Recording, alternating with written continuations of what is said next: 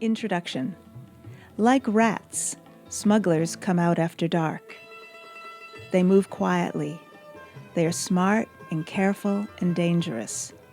For money, they will take you wherever you want to go, to Iran maybe, or further, to Europe. But the journey will not be easy, and the dangers will be many. You might have to walk through high, cold mountains in the middle of the winter with no food, nowhere to sleep, and only a light jacket to keep you warm. You might have to take a boat over stormy seas, with people crammed in on all sides of you, praying that the boat will not sink because you do not know how to swim. You might be caught by the police and sent back to where you started, or thrown into jail in a country where no one speaks your language. You might be robbed, beaten up, raped, or tortured. Or you might simply disappear. It happens all the time. If you have to leave your country for a faraway land, and you do not have a passport or a visa or a ticket, then you have to go with people smugglers. There is no other way. It is almost impossible to survive on your own. You will travel without a map and without any control over your own life.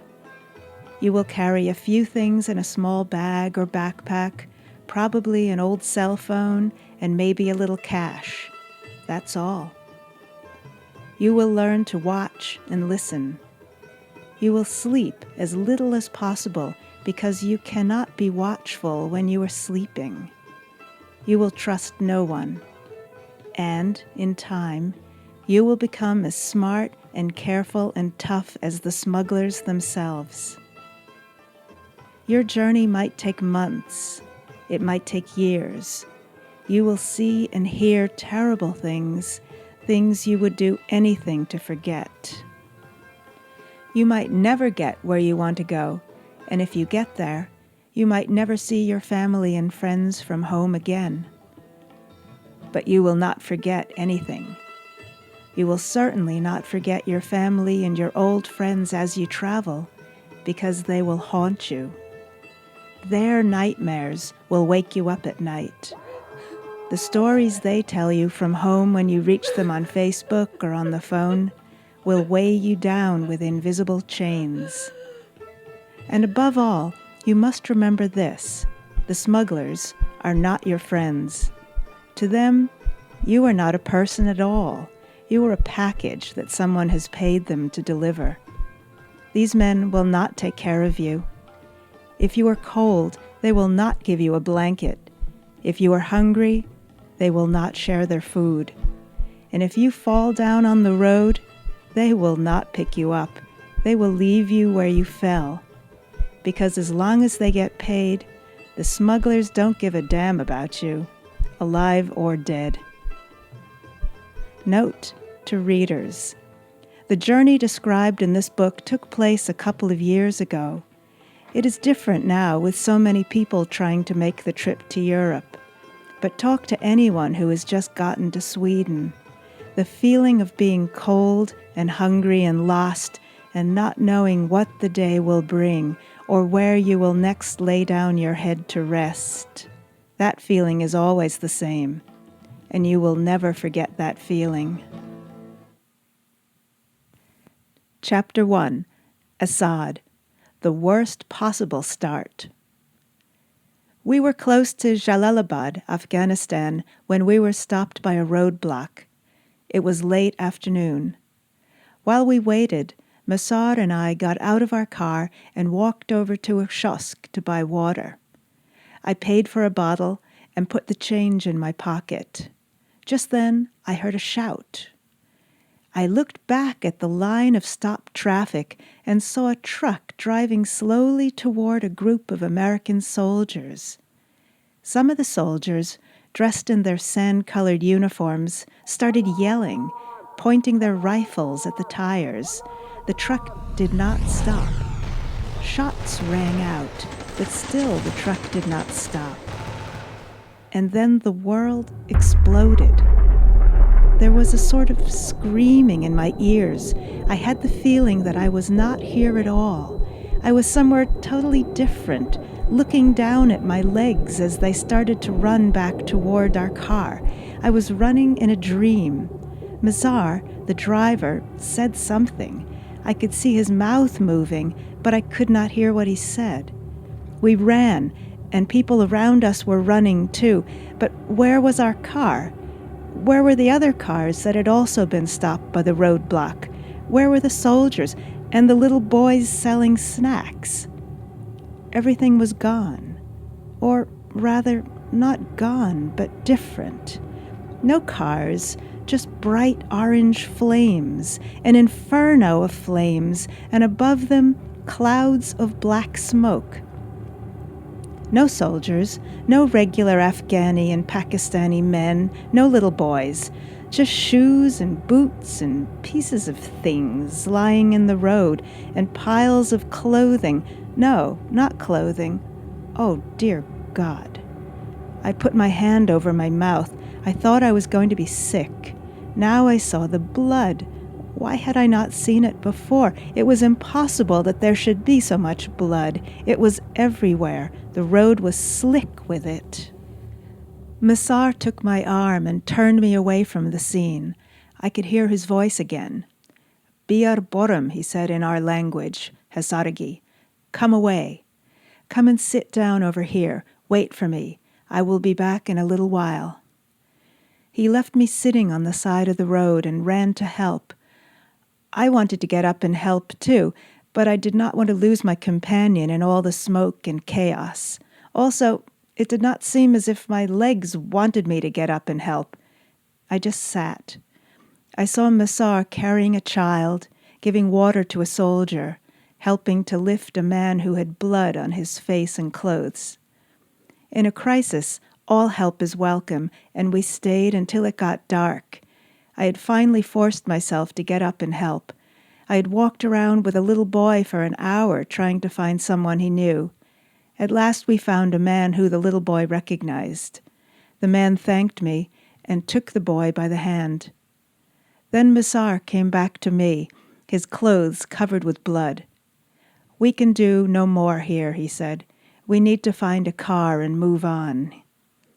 He started to talk with a group of men standing nearby.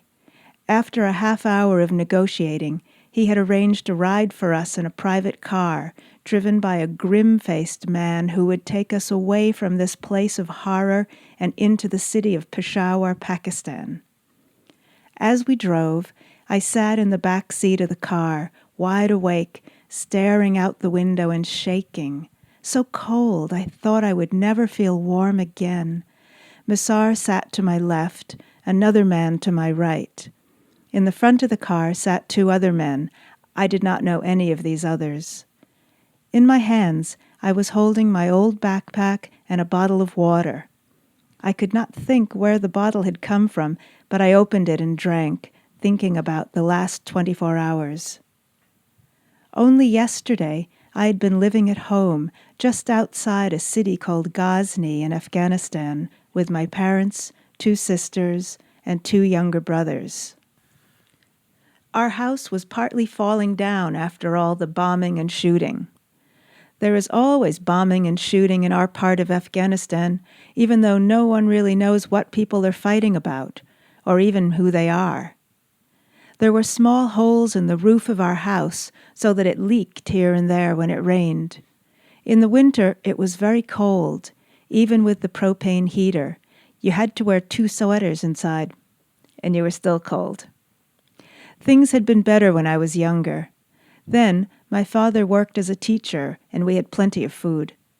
My brothers and I went to school and played football with our friends. I was a pretty good boxer as well, and trained at a small gym. My sisters worked and played at home with their friends and cousins. My mother often sang as she cooked and cleaned. One day, when I was 11 or 12, my father came home and told us he was on vacation. On vacation? Asked my mother. Her eyes were big and frightened. What do you mean? He did not answer. The people at his school never asked him to come back from his vacation, and they never paid him for his last month of work either. After that, My father worked in the marketplace selling things, energy drinks and cigarettes, whatever he could get to sell. The marketplace was full of people, mostly young boys, selling and shouting and fighting for customers. It always looked like there were more sellers than buyers. I used to get up early in the morning with my father when it was still dark and help him load boxes into his brother's van before I went to school. My older brother Sorab sent us money from Pakistan where he lived, but even with that money we were always short. My father grew vegetables in the summer, so we had potatoes, onions, carrots, and cabbage to eat in the cold months. There was never really enough food, however. Finally, I decided that it was time. It was a cold day in February, a month before my 15th birthday. I was the oldest boy at home, and it was my responsibility to help my family. I will go to Peshawar, I said. It will soon be spring. I can stay with Sorab. I will find a job in Pakistan. My parents shook their heads. Nay, Asad, they said. You are too young. It is important that you stay in school and get an education. Then you will find a better job when you have finished studying. We can manage. But I did not think they could manage. My father had a terrible cough, and sometimes when he was home, he just stood for a long time looking out the window with his shoulders slumped and his hands still. I had to do something. We have almost no teachers left at the school, I said. We do not have many books either, and it is so cold we can hardly work. I already know what I need to know for now. I can speak Pashto and, thanks to you, Father, English. You know how many books I read in English. It is better that I get a job now and finish my education when times are better. I talked and argued, and finally, sadly, my parents agreed that perhaps, just for a year or so, I should go to Peshawar and work. And here I was, a few weeks after that conversation, waking up in a car. I must have fallen asleep. It was dark, and we were driving, I guessed, into Peshawar. The men in the car were all awake, but no one spoke. Peshawar. This was the farthest I'd ever been from home. I looked around. The area we were driving through was dirty and dusty. The streets, even at night, were crowded with cars, trucks, minivans, bicycles, donkey carts, and people. Brightly colored buses pulled out, men yelling out the names of the places they were headed for. Dust and bits of trash blew around in a strange whirlwind outside a shop. Snarling dogs fought each other for scraps of garbage. Sellers were still standing outside their stalls. Everything was noise and confusion. The car I was sitting in stopped close to a bus station at one end of a big marketplace. This was the end of my ride. Masar got out of the car to let me out. He had called Sorab to tell him why we were late. Khoda Hafez, Masar said, goodbye, and be careful. I nodded back. Thank you, the same to you. I slung my backpack over one shoulder and watched as the car disappeared in a cloud of dust. For a moment, I felt very lost and alone. In my mind, I saw again the orange flames and the black smoke and No, I would not think about it now. There was nothing I could do about it. A gang of ragged small boys ran past, laughing. One bumped into me as he ran, making me stumble. Just then I saw my brother, Sorab. He hurried over to me, looking stressed and irritated, older than I remembered him. Of course, I had not seen him for almost 2 years. He gave me a hug, but he did not look very happy.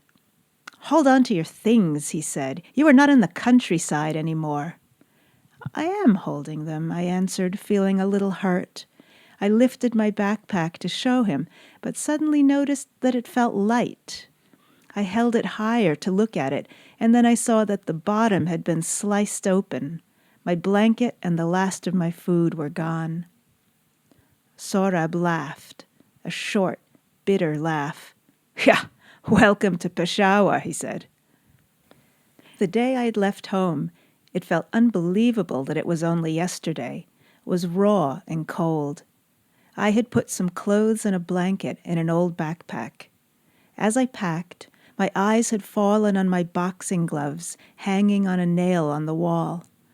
They looked like toys, such childish things. My mother had wrapped up a little food for me. She had also sewn a pocket with a zipper on the inside of my peran aisar, the traditional long shirt and loose pants that most Afghani boys and men wear. She gave me a little money and told me to zip it up carefully in the secret pocket. "Keep your backpack with you at all times," she said, "and be very careful with your money. Keep only a few coins in your outer pocket. Never let anyone see that you have more money." A man my father knew, Masar, was going to Peshawar, and I was getting a ride with him.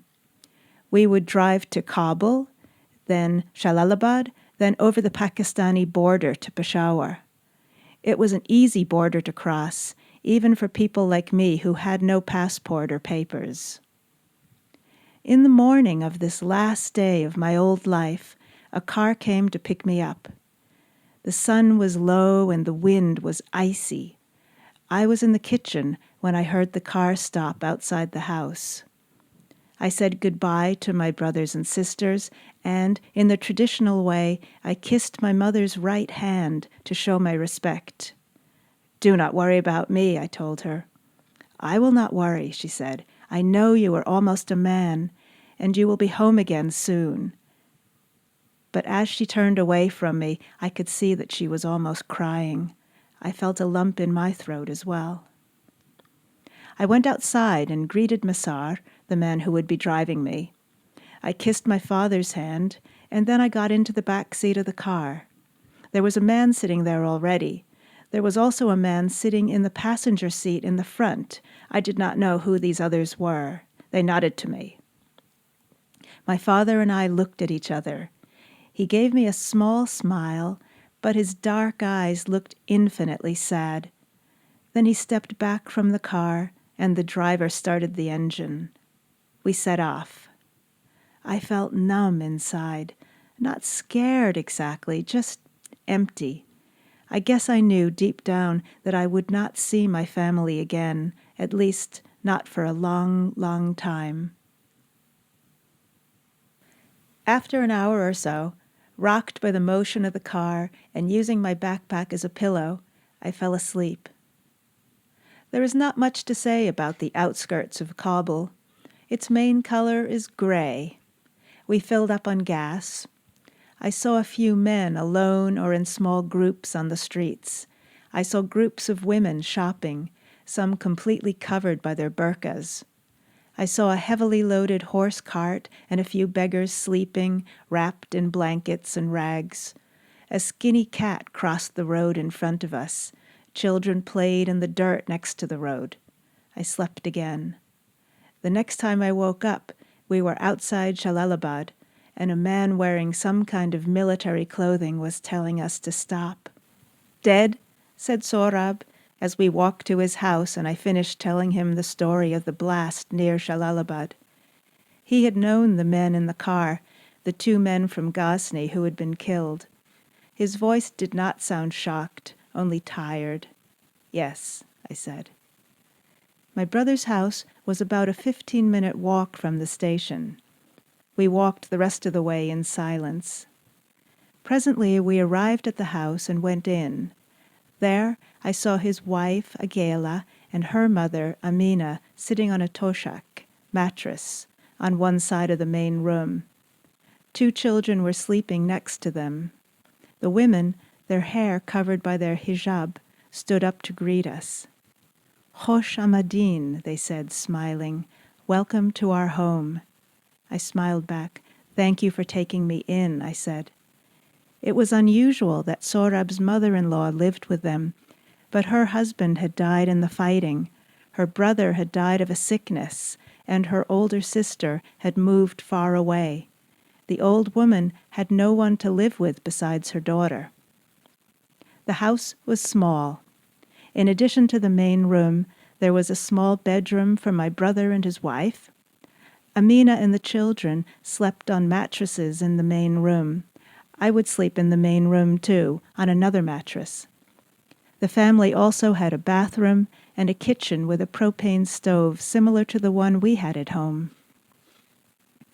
We drank tea and talked a little, but it was late, and we went to bed after half an hour or so. I would stay with Sorab's family for a week. Then I would start to work at a carpet factory. Like many, many other men in Peshawar, Sorab worked in the carpet business, buying and selling, and he had found the job for me. "Thank you for arranging this," I said to my brother. He nodded. "It is lucky that I have contacts." The week passed quickly. I helped take care of the children.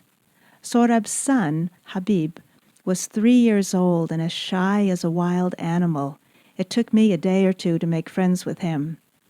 His 5-year-old sister, Latifa, was bolder. She was a beautiful child with bright green eyes. Already the first evening she had come to sit close to me as the adults and I sat talking.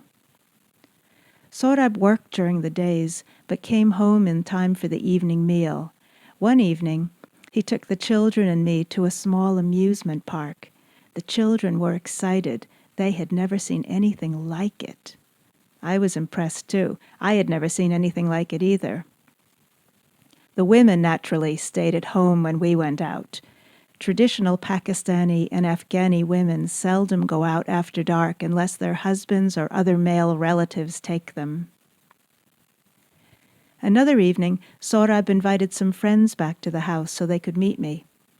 Amina and Agela stayed in the kitchen and cooked. They were not allowed to show themselves to the guests, of course. I ran back and forth to the kitchen, bringing first water in a jug so that the men could wash their hands, and then the dishes of food. In the kitchen, the women and children waited to see if there would be any food left over for them. The important thing was the guests, that they were full and happy. So the days and evenings passed, and then, suddenly, it was the first day of work. Sorab shook me awake in the cold darkness. "Eat some breakfast," he said. "Then I will take you to your job.